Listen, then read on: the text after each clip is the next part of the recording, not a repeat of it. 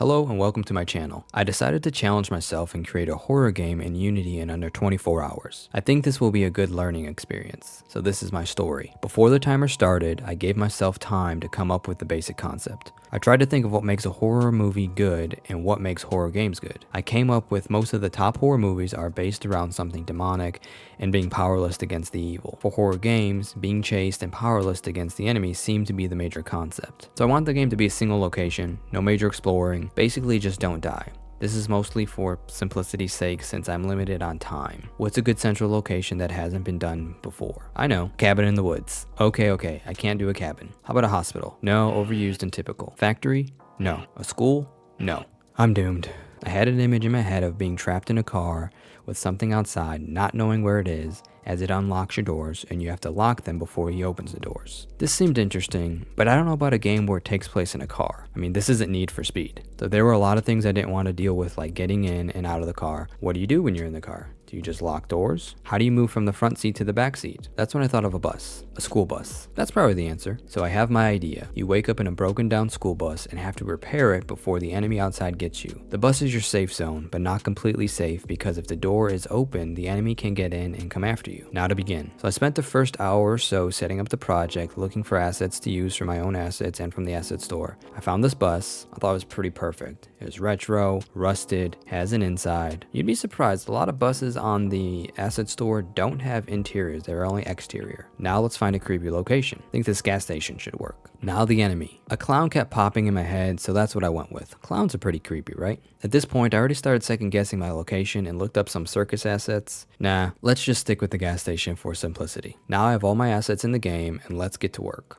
Oh, I forgot to mention, I'll be using Playmaker for this project because my C# skills are non-existent. So let's create the main level. I got the free Unity character controller and got to work on animating the bus. This actually took longer than I thought. I had to do some Blender magic and replace the door on the model with a copy of the door so it would animate properly. By Blender magic, I mean I imported the bus into Blender and deleted everything except the door. So I'm 4 hours in, I have a basic scene, a character, and the bus doors can open and shake. I might be a little behind at this point. I really got to plan out the core game mechanics to not waste any more time. So that's what I did next. I figured repairing the bus is the main game system, so that's pretty important to get working first.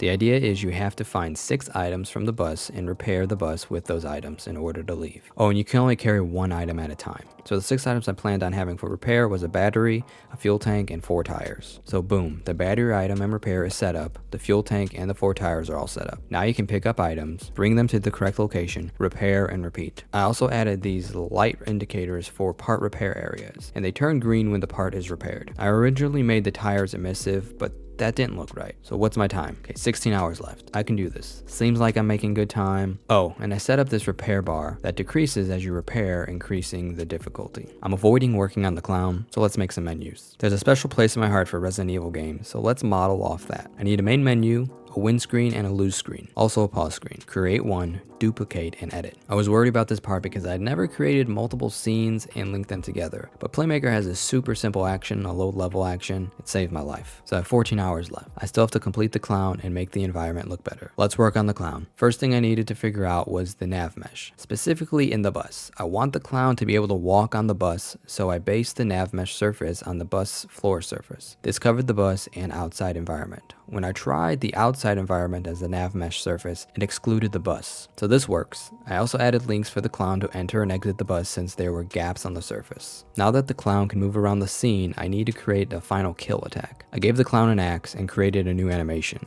The attack stops the player turns towards the clown, and boom. Game over. At this point, I took a break from the clown and thought it would be a good idea to add icons to the UI so the player knows what part they are carrying. I've been thinking about adding something inside the bus that would allow the player to know what part has been repaired, so I added this clipboard that will cross off the parts when repaired. So back to the clown. I originally planned on having the clown enter the bus from side door, rear door, and windows, but I'm cutting the windows. I don't want to deal with it animating the clown crawling through the windows. The clown would just have an attack at the windows. I finished the clown logic. Now the clown will find the player and follow. If the player is in the bus, the clown will randomly choose one of the waypoints around the bus and perform appropriate actions. He can open or shake the side door, open or shake the rear door, appear and attack at one of the windows, or retreat back to a spawn spawn point. If the player exits the bus, the clown will stop his actions and follow the player. I wanted to create a cool wake up animation when the player is unconscious and wakes up in the unknown area. I probably shouldn't have made this just because it killed a lot of time. At this point, I'm close to 21 hours in, only 3 hours left. I needed to make the scene look better and play with the lighting. I found out that using the terrain trees with the nav mesh is not a good combo with AI characters. For some reason, Unity hasn't fixed this issue yet, but basically the nav mesh doesn't account for trees generated by the terrain, so the clown won't know